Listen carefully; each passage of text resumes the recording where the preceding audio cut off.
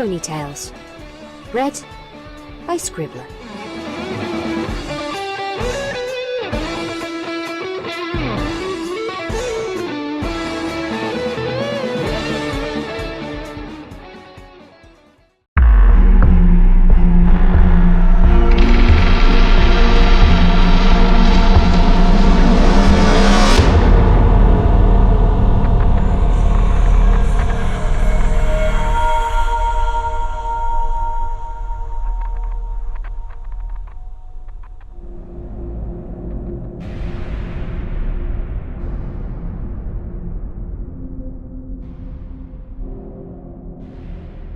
There's no need to shove guard.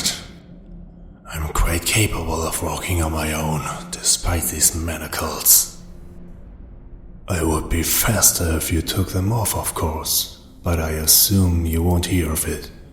I wouldn't try to run, you know. Even if I could escape this golden fortress of yours and make it down the mountain, I could never get far enough away. What's this?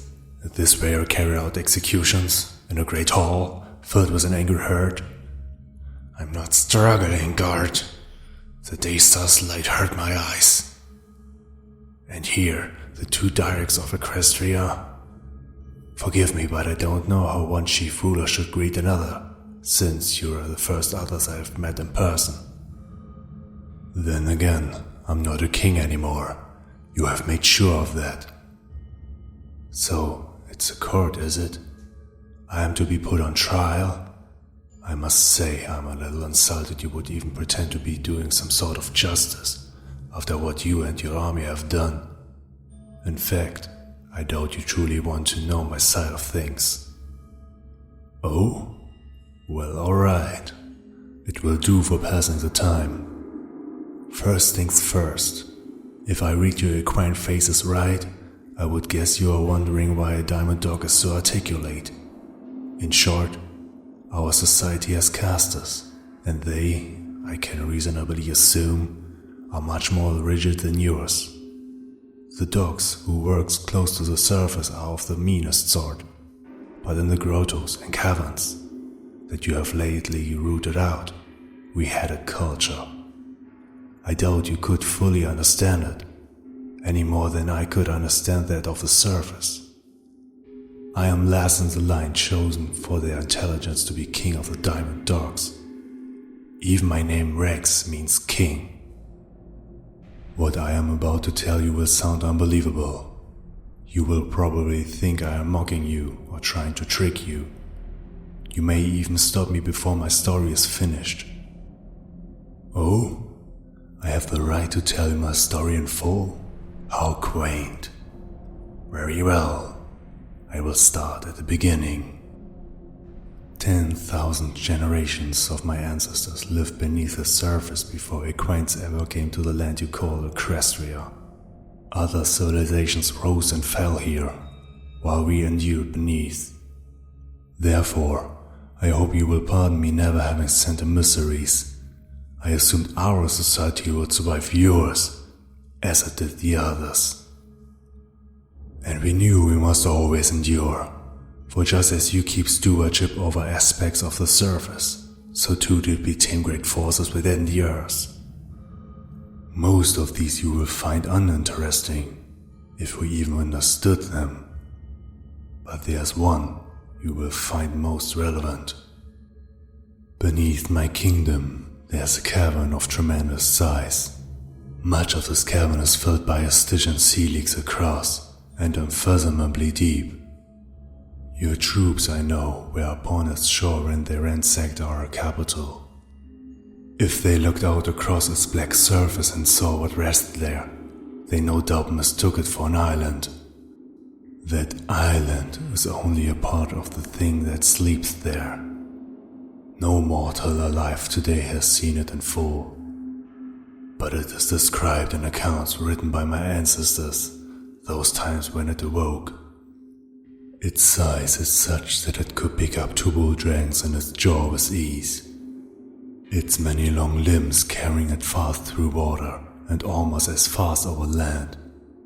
It is entirely covered in impenetrable scales, even at its joints. We call it Leviathan. I have been carried to Leviathan by raft, examined it in the light of mining lamps, stood close enough to touch its scales with my paw. Though it was asleep, the mere sight of it in the light was nearly overpowering. No one knows where it came from, but there are educated guesses. Its broad dyed and scaly hide suggests a relation to dragons or sea serpents, or both. As far as anyone knows, it is the only one of its kind, but no doubt there were others in some dark primordial time, before my people or Euros ever existed. Now it preserves itself by sleeping, immobile, for some 3 centuries at a stretch, and awakening only long enough to fill its belly. The more ignorant among us worship it as a god. It is nothing of the sort. A god might be reasoned with. Leviathan is an animal, with an animal's hunger, and while it's capable of devouring most things, it hungers for gems most of all. That was why we hoarded them, and why our people among all the Canaan kin are called the Diamond Dogs. Beyond a few lesser pieces kept by diggers as trophies, all of our mine's bounties went to Leviathan's feeding chamber. How can such tiny mortals as us feed a creature that size? Because the amount of gems is built over the centuries during which it sleeps. You may have heard reports from your army of a single cavern filled with them, right to the edge of that underground sea. And where are these gems now? Why, plundered by that army, of course. A victor always thinks himself entitled to spoils. They have vanished into purses of merchants, maids, and whores across Equestria. I see disbelief in your faces. Of course my story is too fantastic to be true. I must be lying or delusional. The alternative is too horrible to imagine. But wait. You begin to hear the distant booming that seems to come from everywhere at once. And now, a tremor from beneath. It is no surprise to me. Canines have very good ears, and these sounds have been going on for some hours already. Only now have they grown loud enough for you to hear.